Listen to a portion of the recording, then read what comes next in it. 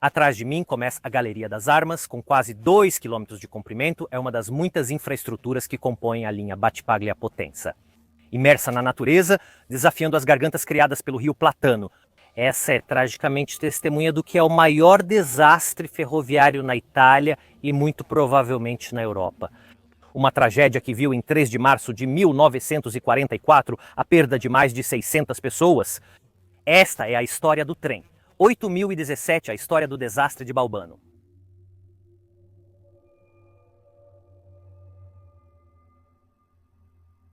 Cristo parou, Eboli. Não apenas quem leu o livro, mas também quem viajou além desta cidade campana sabe bem a que se refere. As estradas são mais sinuosas, as montanhas são muito mais íngremes e escavadas. Nas laterais delas existem profundas gargantas como esta aqui, como a garganta do Platano. Construir infraestruturas em um território como este sempre foi uma empreitada. E a construção gradual de uma ferrovia que partisse de Battipaglia e, portanto, na realidade de Nápoles para ir até Potenza e depois ainda a Metaponto, para Taranto, no lado Adriático, foi de vital importância para a região de Potenza, porém, em relação ao mar, está a uma altura de 819 metros e subir até esta altura para um trem não é nada fácil. Por um motivo puramente técnico, os trilhos não podem exceder um certo valor de inclinação. Em particular, o limite técnico italiano é de 33 por mil, ou seja, 33 metros de subida para cada 1000 metros percorridos horizontalmente. Parece muito, mas se você pensar que as estradas normais com pneus, têm valores de inclinação muito mais altos que 20, 25%, nem mesmo por 1000. Então percebemos como uma subida muito íngreme para um trem pode parecer muito leve para um carro. Os trens precisam subir lentamente. E na Itália, como no resto do mundo, no projeto das linhas ferroviárias, a geografia e a topografia local são aproveitadas ao máximo. Os desfiladeiros nas montanhas, escavados pelos rios, se apresentam naturalmente para este propósito, porque obviamente os rios descem levemente. E esses desfiladeiros também, portanto, seguem uma inclinação levemente descendente ou ascendente. Construir uma ferrovia ao longo de um desfiladeiro desse tipo e seguir o que a Mãe Natureza nos indica, onde há a inclinação mais suave. Passar por essas partes não é a ligação mais direta entre Nápoles e Potenza, mas certamente a ligação mais viável para veículos pesados como trens. E justamente seguindo este caminho nessas gargantas, também era vantajoso para os construtores que, no final do século XIX, completaram esta linha. Hoje a estação de Balvano parece desolada, não há pessoal fixo e apenas 3 trens param lá por dia. Numerosos são os que transitam desde os Intercity até os Frecciarossa de Roma para Taranto, testemunhando a importância desta infraestrutura. Em 1944, porém, a situação era diferente. A linha era sempre de via única, mas a tração não era eletrificada. A eletrificação só chegou em 1994. Naquela época, nesta rota, a tração era obviamente a vapor e o método de comunicação para controlar o movimento dos trens era através do uso do telégrafo. Não havia telefone nesta estação. O edifício original da estação, este e o novo, foi destruído pelo terremoto de Irpina em 1980. Era de 2 andares e estava completamente habitado 24 horas por dia pelo numeroso, especialmente para a época, pessoal necessário para a direção e manutenção dos trens. O 44, como certamente sabemos, além disso, é um dos anos que vê a Segunda Guerra Mundial. A Itália, após o armistício de 8 de setembro, estava dividida e aqui estava o chamado Reino do Sul. Uma administração liderada por Badoglio e pelo rei, não particularmente respeitada pelos anglo-americanos, mas que ainda assim a usava para administrar grandes pedaços de território e população. Os aliados sobrecarregavam a administração italiana com todos os problemas civis não estratégicos. De fato, nada mais do que um espinho no lado ao tentar conduzir a guerra na península. Os combates em Anzio e Cassino era o que interessava à administração aliada. Enquanto os problemas como a fome da população, a reconstrução das infraestruturas, o funcionamento de serviços públicos como transportes, correios, telégrafos eram quase que irrelevantes. De acordo com os termos do armistício, todos os portos, todos os sistemas de conexão internos, portanto estradas e ferrovias, estavam à disposição do comando aliado. Antes desta disposição, antes do armistício, esta linha era regularmente percorrida por trens de passageiros e trens de carga. Muitos eram os trens que, partindo de Nápoles, chegavam a Potenza à noite e voltavam durante o dia. Isso porque a situação alimentar em Potenza e em toda a Lucânia, como era chamada na época, era definitivamente melhor do que a da capital campana. Portanto, muitas eram as pessoas que, partindo de Nápoles, de Salerno, das grandes cidades da costa da Campânia, vinham aqui para a Lucânia para comprar comida no mercado negro.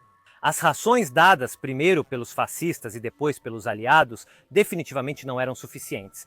Portanto, tanto pelo regime fascista quanto pelo governo aliado, era tolerado. E deu comida e trabalho a muitas pessoas que de outra forma não teriam como sobreviver.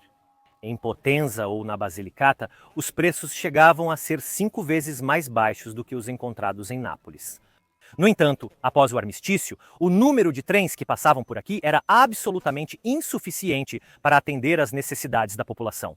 Havia um serviço bissemanal para um trem de passageiros que nem de longe preenchia as necessidades de transporte dessas pessoas que iam justamente aos mercados de Potenza. Muitos, portanto, necessariamente subiam clandestinamente nos trens de mercadorias. Eram viagens perigosas, muitas vezes sob intempéries, com problemas de ordem pública nas várias estações. Muitos, no entanto, para viver, desafiavam túneis como este, amontoados em todos os tipos de vagão. Vocês me perdoarão se a locomotiva atrás de mim é menor e mais velha, definitivamente não é a correta. Mas isso não altera o sentido da história que quero compartilhar. Ser maquinista em uma máquina como essa era muito difícil e a rota Battipaglia-Potenza era notoriamente difícil e perigosa. Na verdade, acidentes fatais anteriores já sinalizavam o que estava por vir. O trem 8017 parte oficialmente de Nápoles às 13h, oficialmente é apenas um trem de carga, só tem carga, não tem pessoas a bordo. Na verdade, já existem centenas de pessoas que querem chegar a Potenza e na Lucânia. Ao chegar em Salerno, precisará ter uma mudança de locomotiva. Ela partiu com uma locomotiva elétrica, mas como aqui a linha não é eletrificada e precisará de uma mudança de locomotiva. Portanto, será acoplada uma locomotiva a vapor, o modelo 476 número 023, uma poderosa locomotiva de montanha adequada para escalar essas íngremes encostas. Uma locomotiva austro-húngara obtida pela Itália como reparação após a Primeira Guerra Mundial. No entanto, antes de partir de Salerno, ocorreu um incidente que terá consequências muito graves nesta viagem. Na verdade, vem outra locomotiva, o modelo La 480 número 016, que deveria ir para Potenza. Decidiu-se então juntá-la ao pesado trem para ir à capital de Lucano, pegando, por assim dizer, 2 coelhos com uma cajadada só. No entanto, por razões que não foram bem explicadas. Esta locomotiva, em vez de ser acoplada ao final do comboio, como era a prática quando havia 2 locomotivas a vapor, foi acoplada à frente da locomotiva já presente. Outras pessoas continuam a subir no trem que às 17h15 parte novamente para Battipaglia. Em Battipaglia, mais pessoas sobem. Mas acima de tudo são adicionados 24 vagões. Neste momento, o trem tem 47 vagões e mais de 700 pessoas embarcaram clandestinamente no trem. Assim, o trem começa sua lenta escalada para Éboli, Sicignano, Butino, subindo cada vez mais na noite que se tornava noite em direção ao próprio Gole do Plátano.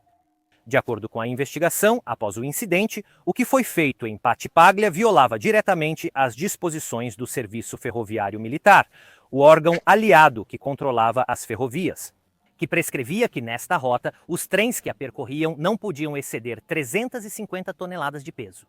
E o inspetor-chefe das ferrovias do estado, interrogado após o incidente, disse que essa prescrição, essa redução das 470 toneladas para as 350 previstas também foi feita por causa do carvão. Antes de 8 de setembro, a Itália usava carvão de alta qualidade alemão. Mas, após 8 de setembro, os aliados fornecerão ao Reino do Sul carvão de baixa qualidade vindo da Iugoslávia. Esse carvão era realmente sujo e de péssima qualidade, e as locomotivas a vapor simplesmente não conseguiam desenvolver força suficiente. O trem, no entanto, oficialmente pesava 520 toneladas. Na verdade, um cálculo posterior revelará que ultrapassava 600, sem contar as 30 toneladas de passageiros clandestinos que carregava. Por que essa disposição foi ignorada em Battipaglia? Porque ela se referia especificamente a trens com uma locomotiva. Agora, o trem 8017 tinha 2. Com um trem tão longo e pesado, no entanto, deveriam pelo menos ser dispostas de maneira diferente, uma na frente e uma atrás, não ambas na frente. Essa escolha será fatal. A galeria de armas é estreita, tem uma inclinação de quase 13 por mil e é quase 2 quilômetros de comprimento. Não só até aquele momento tinha chovido constantemente. Não uma daquelas chuvas fortes, mas uma daquelas chuvinhas mistas, até com neve, que duraram por dias. A umidade preencheu cada poro desta galeria. O trem 8017 chega a Romagnano, a estação antes de Balvano, às 22h45. Aqui ele terá que parar por mais de 1 hora. Havia de fato um problema com a locomotiva 480 devido ao carvão de péssima qualidade, como mencionamos, vindo da Iugoslávia. A locomotiva precisava de uma limpeza, não exercia potência suficiente, estava suja e precisava ser limpa o máximo possível. Outras pessoas estão embarcando no trem neste momento, principalmente nos vagões dianteiros. Os vagões acoplados na frente que partiram de Nápoles estão principalmente lotados. Está frio, é 3 de março, é noite, a maioria das pessoas está lá, abrigadas. O trem chega exatamente aqui em Balvano, 12 minutos após a meia-noite, permanece parado para outras operações necessárias. Partindo pela última vez à meia-noite e 50 minutos do dia 3 de março de 1944, continuando a escalar as gargantas do Platano com suas pontes e seus túneis. O chefe da estação de Balvano sinaliza a partida do trem para o de Bellamuro. Como isso funcionava? As estações estavam conectadas via telégrafo e cada estação era responsável pelo trecho a montante e a jusante para a segurança da passagem dos trens. O que era feito era telegrafar toda vez que um trem partia da estação para coordenar a passagem dos vários trens. Feita essa sinalização, o trem partia para Bellamuro e o chefe da estação de Bellamuro, uma vez que o trem chegasse, tinha que sinalizar novamente, de volta para Balvano, que o trem de fato estava presente e que, portanto, o trecho de ferrovia entre as duas estações estava livre, considerando a rota, a massa do trem, as condições. Este percurso é feito em 20 minutos hoje, os trens modernos levam 10. Às 2 da manhã, mais de 1 hora após a partida, Balvano telegrafa para Bellamuro perguntando: ele chegou? O trem não havia chegado. Ninguém tinha certeza do que havia acontecido, e a coisa realmente perturbadora é que nada foi feito. O trem tinha dificuldade em acelerar, a potência mal distribuída, o peso excessivo, o fato de que as rodas e os trilhos estavam úmidos e, portanto, essas rodas escorregavam. Faz com que este trem chega bem aqui na entrada da Galeria das Armas, indo a não mais de 10, 15 km por hora. O pessoal das máquinas, muito ciente do problema da fumaça nos túneis, cobre o rosto com um lenço molhado. O trem entra no túnel, mas depois de cerca de 100 metros começa a desacelerar repentinamente. A 500 metros daqui, na entrada do túnel, ele para completamente. Na estreita galeria, o oxigênio é rapidamente consumido pelas chamas das locomotivas, mas não apenas por isso. Para agravar a situação, existem 2 fatos. O primeiro é que não há vento. Este túnel não foi ventilado. Especialmente quando 1 hora antes passou outro trem de carga, desta vez mais vazio, com menos pessoas, mas também com 2 locomotivas. Este último trem mal saiu do túnel, deixando, no entanto, muita fumaça e consumindo boa parte do oxigênio presente aqui. Monóxido de carbono e dióxido de carbono rapidamente preenchem os pulmões do pessoal e dos passageiros. A maioria está dormindo nos vagões. O foguista da 480, a locomotiva da frente desmaia por causa da fumaça e cai do trem na beira da linha. Incrivelmente, ele será o único membro da equipe de condução das 2 locomotivas que sobreviverá a este incidente. Muitos detalhes do ocorrido são baseados em seu depoimento. A equipe precisa reagir rapidamente. O maquinista do 480 dá potência máxima para a frente na tentativa de sair do túnel. Naquele momento, ele também desmaia e começa a sufocar.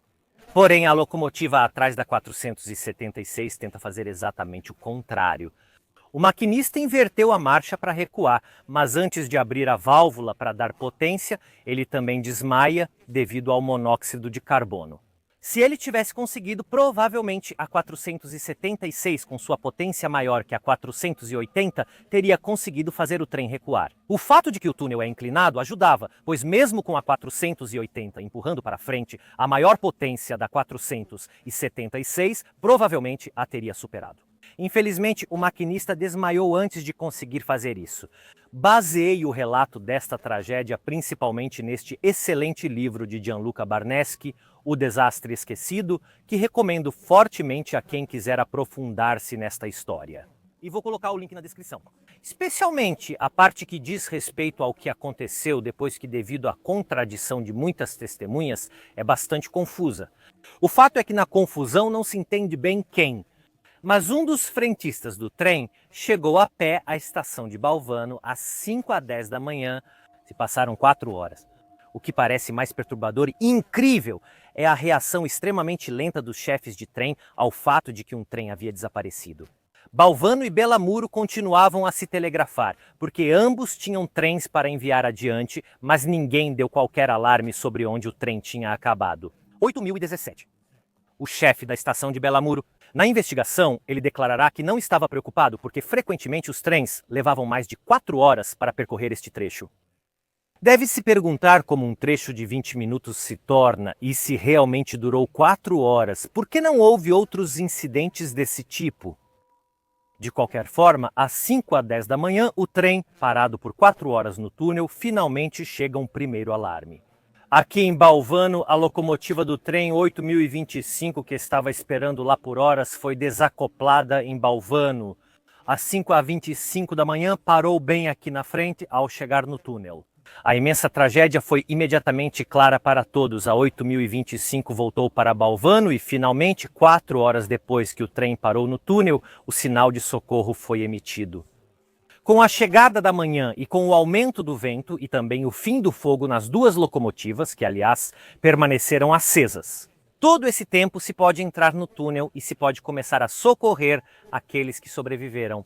A maioria dos sobreviventes está nos últimos vagões mais distantes das locomotivas dentro do túnel. Muitos fogem, são clandestinos, temendo os carabineiros. Em poucas horas chegarão comboios de resgate, um virá de trem de Salerno, outro do Alto Norte, de Potenza. O primeiro relatório de mortos é o número de 402, a causa é única, asfixia.